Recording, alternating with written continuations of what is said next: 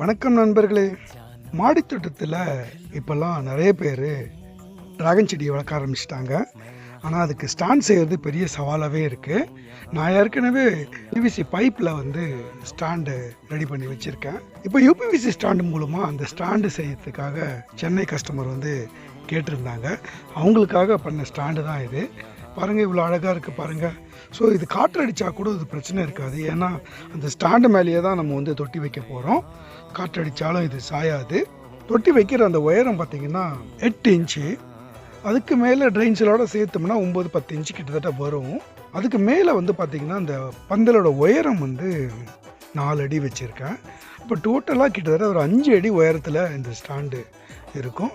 அப்போ தான் நமக்கு அறுவடை செய்கிறதுக்கு நமக்கு ரொம்ப உபயோகமாக இருக்கும். இந்த ஸ்டாண்டு தேவைப்பட்டால் டிஸ்கிரிப்ஷனில் நம்பர் கொடுக்குறேன், அதில் காண்டாக்ட் பண்ணுங்கள். நன்றி, வணக்கம்.